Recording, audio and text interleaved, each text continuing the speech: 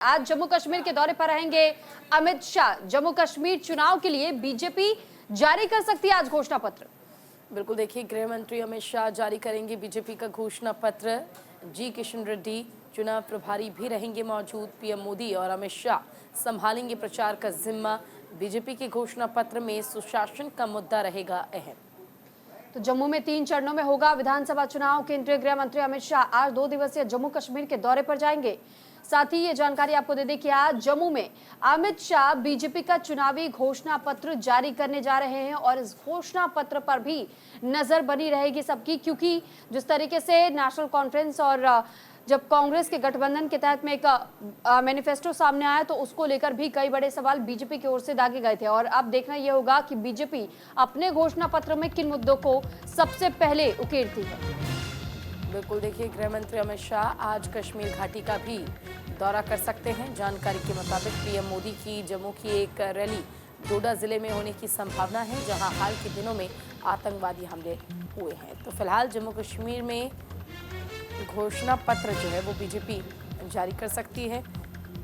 केंद्रीय गृह मंत्री अमित शाह की ओर से ये घोषणा पत्र जारी की जाएगी और जानकारी ये भी है कि प्रधानमंत्री नरेंद्र मोदी डोडा में चुनावी रैली कर सकते हैं। तो फिलहाल देखिए, जम्मू कश्मीर के दौरे पर जब गृह मंत्री जाएंगे तो यहाँ पर ये माना जा रहा है कि घोषणा पत्र जारी करने के साथ में कई मुद्दों के तहत में जम्मू कश्मीर के वोट बैंक को साधने की कोशिश बीजेपी की ओर से की जाएगी। हालांकि इन 10 सालों में बीजेपी ने अपनी जड़ों को मजबूत जरूर किया जम्मू कश्मीर में। साथ ही साथ हमने ये भी देखा है कि किस तरीके से हर बार आतंकवाद का मुद्दा उठाया गया है और साथ ही ये उम्मीद जताई जा रही है कि जिस तरीके से इन दिनों आतंकवादी गतिविधियां बढ़ी हुई हैं घाटी में, ऐसे में एक बार फिर से मैनिफेस्टो में भी इस बात का जिक्र आ सकता है कि कैसे जीरो टॉलरेंस की नीति क्या अपनाई जाएगी, क्या आतंकवाद को जड़ से खत्म करने की बात एक बार फिर से छेड़ी जाएगी और साथ ही क्या जो स्थानीय पार्टियां हैं उन स्थानीय पार्टियों को भी क्या अपने साथ ला सकती है बीजेपी, तो ये भी देखना होगा। बिल्कुल, जम्मू में 3 चरणों में विधानसभा चुनाव होने हैं और ये चुनाव बेहद महत्वपूर्ण माने जा रहे हैं, खासकर बीजेपी के लिए, क्योंकि बीजेपी ने जिस तरह से जम्मू में सरकार ना होते हुए भी फैसले लिए, चाहे वो अनुच्छेद 370 हटाना हो, 35A को लेकर विचार करना हो, इन तमाम मुद्दों पर काम करने के बाद भारतीय जनता पार्टी ये चाहती है कि बदले में अब जो परिणाम आए चुनाव के वो बीजेपी के पक्ष में आए। लेकिन जम्मू कश्मीर की जब हम बात करते हैं तो यहाँ की राजनीति काफ़ी अलग है। यहाँ पर जम्मू कश्मीर में भारतीय जनता पार्टी के लिए सफ़र इतना आसान नहीं रहने वाला है। क्षेत्रीय पार्टियों का पहले से दबदबा है। ऐसे में कांग्रेस ने भी गठबंधन कर यहाँ पर पूरी मेहनत शुरू कर दी है। तो फिलहाल बड़ी खबर इस वक्त क्या आपको जम्मू कश्मीर चुनाव को लेकर के दे रहे हैं। दरअसल जिस तरीके से नेशनल कॉन्फ्रेंस में जब मैनिफेस्टो जारी किया था और उसके बाद से गठबंधन का ऐलान कांग्रेस की ओर से किया गया था तो बीजेपी ने उस पर तीखी प्रतिक्रिया देते हुए ये कहा था, सवाल पूछा था कि नेशनल कॉन्फ्रेंस के मैनिफेस्टो में तो धारा 370 को दोबारा से बहाल करने की बात का जिक्र किया गया है घाटी में, लेकिन ऐसे में जब से धारा 370 हटाई गई है तब से हमने ये देखा है कि किस तरीके से रूपरेखा जम्मू कश्मीर की बदली है। तो क्या कांग्रेस अपना स्टैंड साफ करे कि क्या इसके विरोध आज भी नजर आती है कांग्रेस, और क्या अगर कांग्रेस या नेशनल कॉन्फ्रेंस की गठबंधन वाली सरकार वहां बनती है तो दोबारा से 370 की बहाली का कदम उठाया जाएगा कांग्रेस की ओर से। साथ ही साथ आतंकवाद को पनाह देने को भी पूछा गया था कि क्या जिस तरीके से बार बार घुसपैठ की खबरें सामने आती है उसको लेकर कोई प्रतिक्रिया सामने आती है, लेकिन विपक्षी दलों की ओर से अब तक इस बात पर कोई प्रतिक्रिया नहीं आई है। चले, ज्योति पचनिंदा हमारे संवाददाता इस पर ज़्यादा जानकारी के लिए जुड़ गई हैं। ज्योति, देखिए, जिस तरह से अब भारतीय जनता पार्टी का घोषणा पत्र जारी होगा, घोषणा पत्र से उम्मीद जम्मू कश्मीर की जनता को काफ़ी है। क्या लगता है किन अहम बातों को इस बार घोषणा पत्र में जगह दी होगी बीजेपी ने जम्मू कश्मीर के तर्ज पर?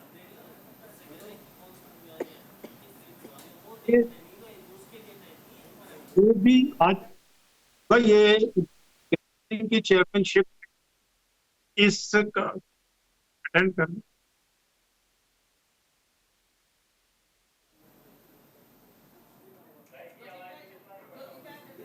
क्या आपको मेरी आवाज मिल पा रही है ज्योति?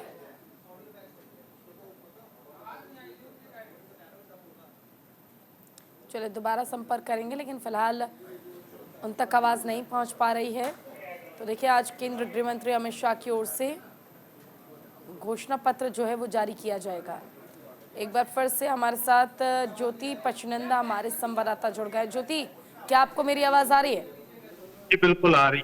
जी, बस। बताइए, घोषणा पत्र आज बीजेपी की ओर से जारी किया जाएगा, क्या महत्वपूर्ण हो सकता है, जिन चीज़ों को जगह दी जा सकती है घोषणा पत्र में? इसको डॉक्टर निर्मल सिंह की चेयरमैनशिप में इस घोषणा पत्र को बनाने की जिम्मेवारी दी गई थी, और जिन्होंने आज बनाकर जो यूनियन गृह मंत्री हैं, केंद्रीय गृह मंत्री अमित शाह इसको आज लॉन्च करेंगे। और सिर्फ घोषणा पत्र ही लॉन्च नहीं करेंगे, उसके बाद अपनी पार्टी की जो कंपेनिंग है उसका भी आज शुभारंभ होगा, एक रैलियों की शुरुआत होगी। लेकिन जो घोषणा पत्र में सबसे मुख्य बात सामने आने जा रही है वो ये है कि टूरिज्म पे काफी फोकस किया जाएगा, पहाड़ी बकरवाल गुज्जर लोगों पर फोकस किया जाएगा, और जो इकोनॉमी सेक्शन में वीकर सेक्शन के लोग हैं उन पर फोकस किए जाने की बात अभी सामने आ रही है। उसके बाद अगर कोई इस पे बल दिया जाएगा तो मिलिटेंसी को किस तरह अंकुश लगाया जाए, क्योंकि अभी जब से प्रधानमंत्री ने शपथ ग्रहण किया है तीसरे कार्यकाल की, उस दिन से ही लगातार जम्मू में आतंकवादी हमले हो रहे हैं, और उस पर किस तरह अंकुश लगाना है, इन चीजों पर ज्यादा फोकस किया जाएगा। लेकिन साथ ही हमने ये भी देखा है कि जब विपक्षी दल की तरफ से मैनिफेस्टो जारी किया गया तो खासतौर पर नेशनल कॉन्फ्रेंस के उस मैनिफेस्टो का जिक्र कई बार किया गया, जिसमें धारा 370 को दोबारा बहाल करने की बात की गई। साथ ही ये भी कहा गया कि जिस तरीके से अब तक जम्मू कश्मीर में एक गतिविधियों को पूरी तरीके से खुले तौर पर नहीं करने की इजाजत मिल रही थी, आम लोगों को खासतौर पर उनको घरों में बंधक बनाया गया था लंबे समय तक धारा 370 लागू करने के लिए। ऐसे में जब धारा 370 के 35A को हटाया गया था, उसमें सबसे पहला मुद्दा यही आया था और यही सवाल पूछा गया था बीजेपी की ओर से भी कि क्या इस तरीके की गतिविधियों को अंजाम देने के साथ में ये पार्टियां सिर्फ वोट बैंक की राजनीति करना चाहती है, क्या सुरक्षा के लिहाज से उन्हें नजर नहीं आता? तो क्या बीजेपी इस बार इसको भी घेरने की कोशिश किसी मुद्दे के साथ में करेगी? देखिए, भारतीय जनता पार्टी जब चुनाव खत्म होंगे तो उनकी मध्यस्थता के बाद के बिना कोई सरकार जम्मू कश्मीर में नहीं बन जाएगी, चाहे वो national conference Bharatiya Janata party की हो, कांग्रेस की हो। ये कांग्रेस और नेशनल कॉन्फ्रेंस अपने बलबूते पर सरकार नहीं बना पाएंगे। अभी 2 दिन पहले ही हम भारतीय जनता पार्टी के जो नेशनल प्रवक्ता हैं उनसे बात कर रहे थे, तो उन्होंने कहा था कि जब भारतीय जनता पार्टी अपने दम पर ही सरकार बनाएगी, उनके इतने लोग उनको इतना आशीर्वाद देंगे, ये चमत्कार होगा। लेकिन कहने की बातें और जमीनी स्तर पर जो है, मैं उसका बता रहा हूँ कि निस्संदेह भारतीय जनता पार्टी के बिना नहीं बन पाएगी, लेकिन भारतीय जनता पार्टी को भी कड़ी मशक्कत करनी पड़ेगी। हालांकि 370 जम्मू कश्मीर के लिए विपक्षी पार्टियों के लिए एक महत्वपूर्ण मुद्दा है। वो चाहते हैं कि 370 भी वापस आएगा, 35A भी वापस आएगा, और जम्मू कश्मीर को पूर्ण राज्य का दर्जा भी मिलेगा। ये ऐसे तो उन्होंने अपने मैनिफेस्टो में कहा है, लेकिन बावजूद इसके 370 वापस आने से रहा। जिस तरह जम्मू कश्मीर ने निरंतर विकास किया है 370 छूटने के बाद, कितनी आप सड़कों का इंफ्रास्ट्रक्चर देखेंगे, वहां पर मिलिटेंसी से जो सुकून लोगों को मिला है, ना सिर्फ जम्मू के लोगों को बल्कि कश्मीरी लोगों को भी, कईयों ने मतलब बिना स्ट्राइक के काम कर रहे हैं लोग, तो आप अनुमान लगा सकते हैं कि 370 तोड़ने के लोग मुंह से चाहे ना बोले, लेकिन जब अपने मतों का अधिकार करेंगे तो निस्संदेह इस चीज को जरूर ध्यान में रखेंगे कि एक भी पत्थरबाजी की घटना उस समय के बाद नहीं। बेशक जो विपक्षी दल थे, उनके बड़े बड़े नेता थे, उनको 1-1 साल तक, 6-6 महीने तक उन्होंने हाउस अरेस्ट रखा, लेकिन उसको छोड़े हुए भी अब समय बीत गया है। लेकिन इस तरह की कोई भी बात सामने नहीं आई है, ना पत्थरबाजी हुई है, ना कोई मिलिटेंसी भी पूरी तरह अपने अंकुश में थी। लेकिन अभी 1-2 महीनों से कुछ घटनाएं हुई हैं जिससे निस्संदेह